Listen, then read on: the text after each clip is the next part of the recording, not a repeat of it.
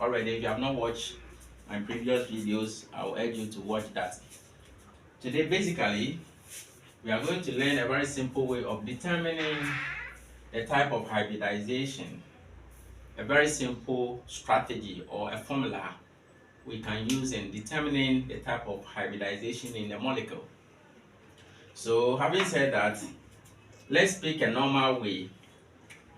Let's assume we have this carbon, which we all know it has atomic number 6. And carbon belongs to group 16 on the periodic table. Therefore, if you want to write its configuration, it's going to be 1s2, 2s2, and 2p2. Now with this carbon, if you want to determine the type of hybridization, when you pick a molecule like CH4, which is methane, in this CH4, the central atom is what we are considering, which is the carbon. So, if you look at this carbon, we can say its valence electron, which is the 2s2 and 2p2. That is what is used in bonding. So when you pick this, if you write or you draw the structure like this, the p orbital is a degenerate orbital. So this is 2s, which is now having this. This is having 2, but there will be an excitation. So we are going to promote one of the electrons from the lower energy to a higher energy like this. Okay, so this is what you are having. This is what you call the excited state electronic configuration. Now, when you write this in excited state, why are we exciting this? We have explained already in our previous video that we do the excitation because this carbon is bonded to 4 other hydrogens. The carbon is bonded to 4 other hydrogens. Therefore, this carbon will also have to get 4 other bonds to share up or pair up with this hydrogen. Therefore, we need to excite this so that this will also have a single electron in bonding. It should be single electron in bonding so that the other will also bring 1, and then they share. That forms a covalent bond, typically a sigma bond. Alright, so from here we can say this carbon has been able to form this. They wish to stay far away from each other. So we are having something like this. This carbon is able to bond up with this to form this tetravalent shape.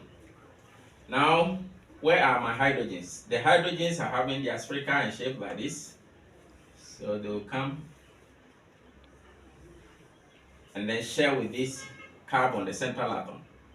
Therefore, we are having this will donate 1, this also donate 1 electron. 1 will come here, 1 will come here. This will donate 1, this will also donate 1. This will donate 1, this will also donate 1. So these are my hydrogens. Okay. We are saying that the bond angle from here to here is 109.5 degrees. So that's the bond angle. Now, anytime you want to know the type of hybridization in a molecule, one thing we need to know is that when you draw the structure and you're able to count the hybrid orbitals formed. If I form 2 hybrid orbitals, then the type of hybridization in that particular molecule is what we call sp hybridization. So let's continue downwards like in that manner.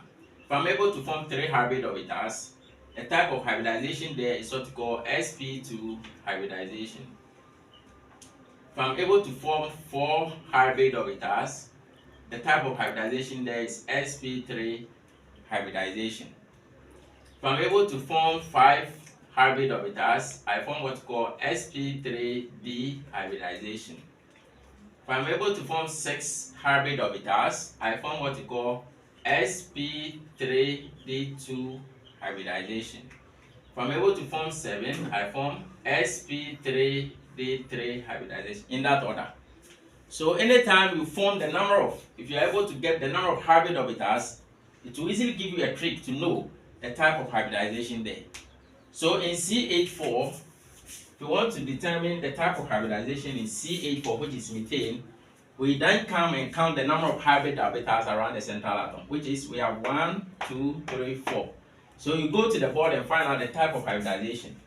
Now you see, anytime a molecule, a central atom is able to have 4 hybrid orbitals, then we can see then the type of hybridization in that molecule is sp3 hybridization.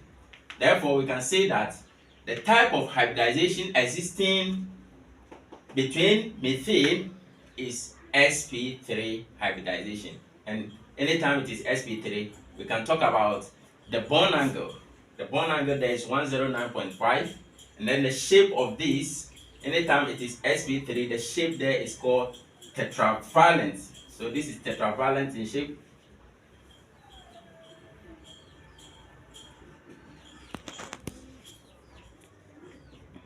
Okay, tetra means 4, tetrahedra in shape. So this is tetrahedra in shape. If it is having sp2, we can say it is linear in shape. This is sp, linear in shape. This is sp2. This is a trigonal planar, and this is tetrahedral. So these are some of the things we need to know. But having said this, let's assume you want to use a trick. You don't want to go through all this procedure. So you want to find a very simple way to know the type of hybridization in a molecule. How do you go about that? So that is the next thing we'll talk about. With this, you don't have to go through all this stress, especially the students who have been doing mathematics and science quiz.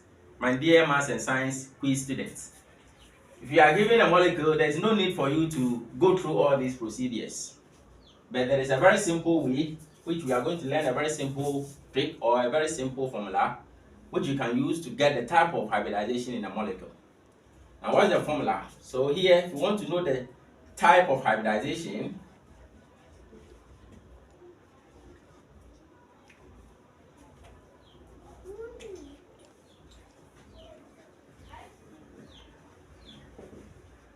the formula we are going to use is, you have to know the number of sigma bonds plus number of lone pairs. Your ability to know the number of sigma bonds and the number of lone pairs in a molecule will help you to know the type of hybridization in that molecule. Let's give you an example. For instance, let's pick the same example. If I pick C84, the first thing to know is to consider its central atom, which is carbon. Carbon belongs to group 16 on the periodic table, so we are going to deal with its valence electrons.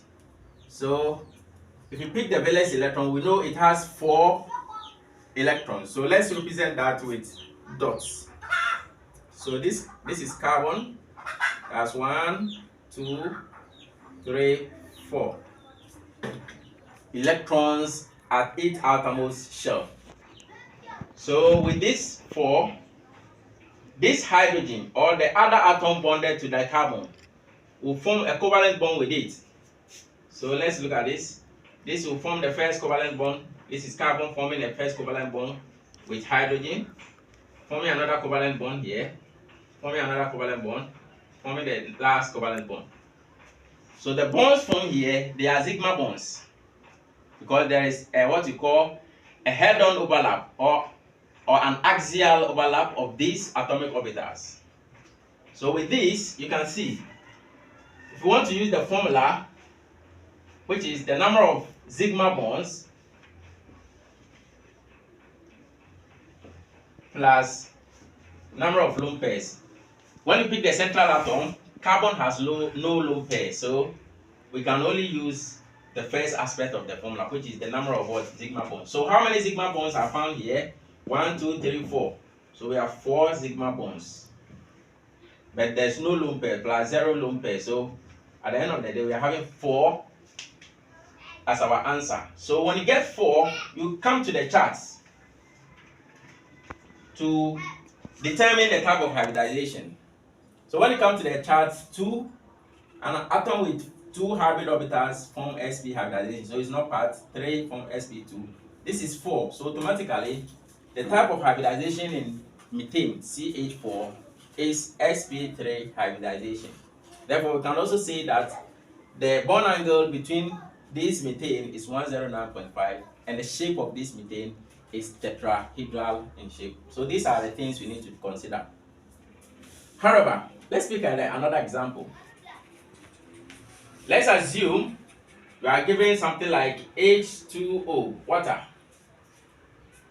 Now, we have said several times that water has a shape, although we may not see the exact shape when we are drinking water or when you see water around. You may not see the exact shape, but we chemists are saying that this water has a shape because of its geometry, how it is formed. Now, if you want to consider this water, the first thing you need to do is to consider the central atom. So here, the central atom here is oxygen, which has atomic number 8. So with this, if you want to write its configuration, 1s2, 2s2, 2p, so 4. So this is the electronic configuration for oxygen. Now with this electronic configuration, we said that when we are dealing with bonding, we only consider the valence electrons. Since these are the same quantum number, principal quantum numbers, we can say the valence electron for this oxygen is 4 plus 2, which is 6. So here, with the example I gave, we can demonstrate the central atom by bringing 6 dots. Okay, 2, 3, 4, 5, 6. So that is what you can do. Now, this central atom is bonded to 2 of the hydrogens. So let's pick the first one. This is one hydrogen. This is another hydrogen. Excuse me. Now, you realize that the rest, they are non-bonding. Non-bonding electrons, we call them lone pair. So when you say lone pair, lone pairs are non-bonding electrons, electrons that do not take part in the bonding. So these are lone pairs. Okay? Why do you call them lone pair? They are pair. So 2 of them will form one lone pair. So this is one lone pair. So this is a lone pair. 2 of these will form another lone pair. So this is another lone pair. So let's look at the shape of water itself. It has this. So this is the shape of water. We said this shape of water is a V shape, or someone will say it's having a bent shape. So this is the shape of water.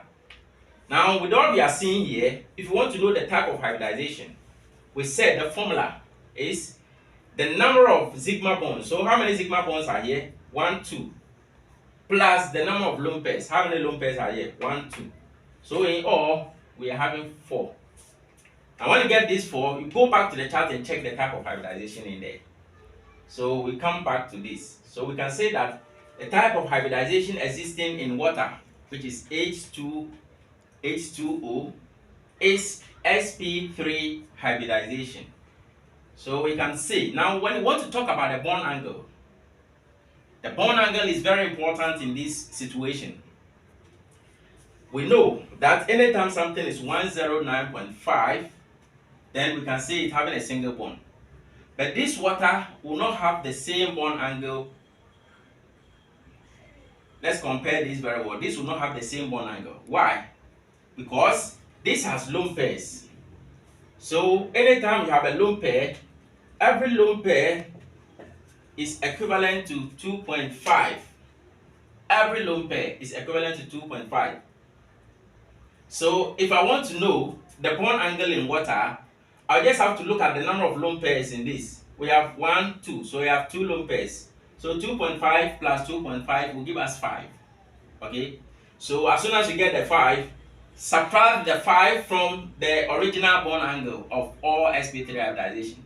So this is 109.5. So 109.5 minus 5 will give us 104. Therefore, in this case, the bond angle of water is not 109.5, but it's rather 104.5. And the shape of this is not going to be tetrahedral in shape, but rather it is having a bent or a V shape. I'll end the lesson here. Keep watching, subscribe to the channel, like the video, and comment. See you in my next presentation.